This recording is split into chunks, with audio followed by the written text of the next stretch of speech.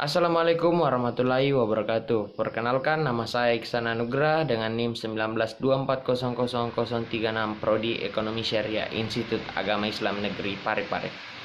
Saya akan menjelaskan sedikit tentang adu kinclong beraset jumbo.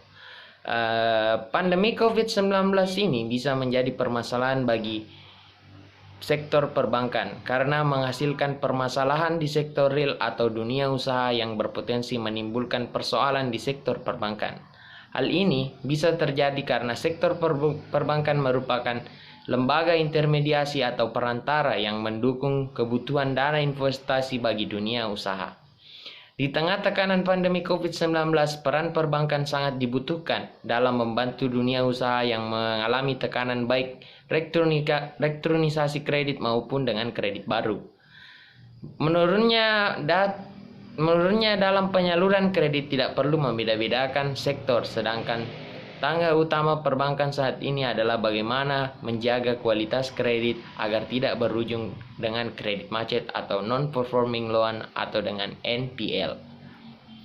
Laporan keuangan sangatlah penting bagi para pengguna, terkhususnya bagi para investor pasar modal untuk mengetahui atau menggunakan laporan keuangan sebagai sumber analisa terhadap bank-bank mengenai permainan saham.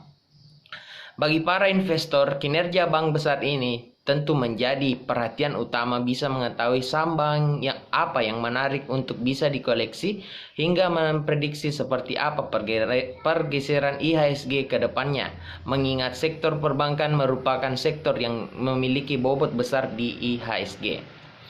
Laporan keuangan dikatakan berperan penting bagi investor dikarenakan tujuan dari penyusunan laporan keuangan menurut PSAK nomor 1 adalah diperuntukkan untuk menyediakan informasi menyangkut keuangan, kinerja dan perubahan posisi keuangan suatu perusahaan atau lembaga perbankan yang bermanfaat bagi sejumlah besar pemakai dalam pengambilan keputusan. Kita masuk di beberapa kinerja dari bank yang beraset jumbo, yang salah satunya itu Bank BCA atau Bank Sentral Asia. Total aset Bank Sentral Asia yang dimiliki sekarang yaitu sebesar 10,003,64 triliun rupiah. Di tengah pandemi COVID sekarang ini, kredit yang disalurkan dari bank ini di kuartal pertama, Bank BCA telah menyalurkan sebesar 612,16 triliun rupiah. Namun, pada kuartal kedua mengalami penurunan sebesar 595,24 triliun rupiah. Dan ternyata di kuartal ketiga mengalami penurunan sebesar 13 triliun menjadi 581,85 triliun. Namun jika dibandingkan dengan 3 tahun yang lalu, pada sisi penyaluran kredit mengalami penurunan sebesar 0,6%. Selanjutnya, bank ini juga memiliki DPK yaitu dana pihak ketiga. Dari sisi DPK, pada kuartal pertama, Bank BCA mengumpulkan 741,02 triliun rupiah. Di kuartal kedua mengalami peningkatan sebesar 761,6 triliun rupiah. Dan di kuartal ketiga bertambah lagi 19 triliun rupiah menjadi 780,68 triliun rupiah. Atau naik sebesar 14,3% dibandingkan di kuartal ketiga di tahun 2019. Bank BCA merupakan bank yang memiliki pendapatan atau laba bersih di tengah pandemi dibandingkan dengan bank lain, dan merupakan kapitalisasi pasar terbesar di Bursa Efek Indonesia dan dikatakan sebagai King of Blue Chip.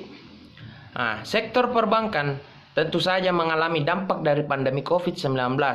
Agar sektor perbankan bertahan di tengah wabah yang menyerang seluruh negara di dunia ini, setidaknya pihak perbankan memiliki strategi baru untuk bertahan di situasi seperti ini. Agar tetap eksis dan menjalankan tugasnya seperti biasa walaupun dalam keadaan seperti ini, yaitu pandemi COVID-19. Strategi bank yang dilakukan di tengah pandemi COVID-19 ini, yaitu harus mengelola return yang didapatkan oleh bank yang dengan tepat. Bank juga harus memiliki perencanaan yang ekstra untuk meminimalisir risiko yang akan datang, apalagi di wabah seperti ini kita tak tahu kapan wabah ini akan berakhir.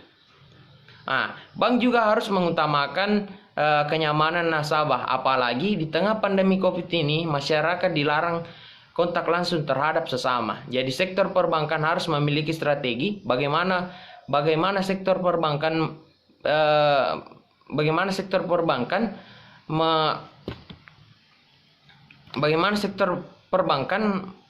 memiliki strategi bagaimana cara transaksi menggunakan jasa perbankan dengan online tanpa harus ke kantor cabang perbankan untuk melakukan transaksi yang berhubungan dengan sektor perbankan. Mungkin itu yang dapat saya jelaskan. Assalamualaikum warahmatullahi wabarakatuh.